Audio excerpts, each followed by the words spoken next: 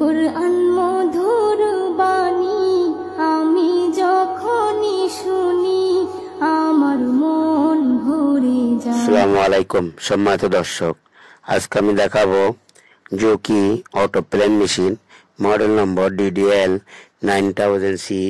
এই মডেলে কিভাবে অল রিসেট মারবেন অথবা রিসেট করবেন।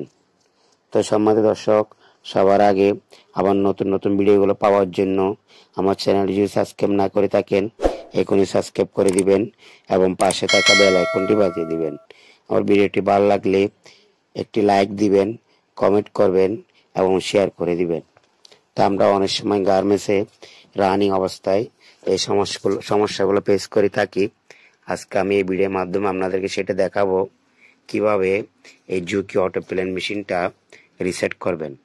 তা আমি সর্বপ্রথম আপনাদেরকে দেখে দিছি স্পিড এবং স্টিচ এবং ব্যাক স্টিকের যেই পয়েন্টগুলো আছে এগুলা রিসেট করার পরে যেন আমি বুঝতে পারি এই জিনিসগুলো রিসেট হয়েছে কিনা।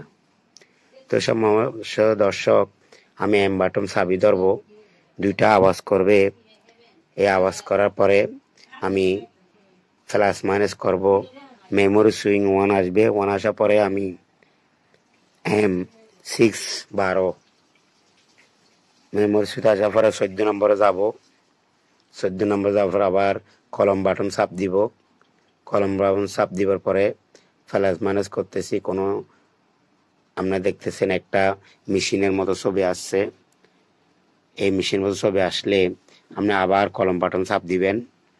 কলম বাটন চাপ দেওয়ার পরে ইয়েস অথবা নো লেখা আছে। ইয়েসে এখানে সমান সমান লেখা আছে, আপনি চিহ্ন আছে আপনারা দেখতেছেন।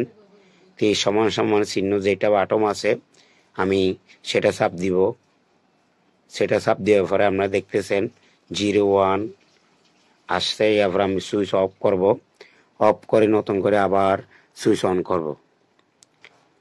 সুইচ অন করার পর আপনারা দেখবেন এখন ইন্টার বাটন চাপ দিয়ে ডিসপ্লেতে চলে আসছি। এখানে 4000 স্পিড এবং ব্যাক স্টিক এবং স্টিচ পয়েন্ট সবগুলো সেটিং লড়ে গেছে, যার কারণে আমার মেশিনটা রিসেট হয়ে গেছে। তো সম্মানিত দর্শক, আপনারা আমার এই ভিডিও দেখে এভাবে এই জোকি অটো প্লেন মেশিনে রিসেট করতে পারেন এবং দোয়া করবেন যেন আরও ভালো ভালো ভিডিও নিয়ে আপনাদেরকে দেখাতে পারি, আপনাদের সামনে আসতে পারি। তা আজকের জন্য এখানে বিদায়। আল্লাহ হাফেজ।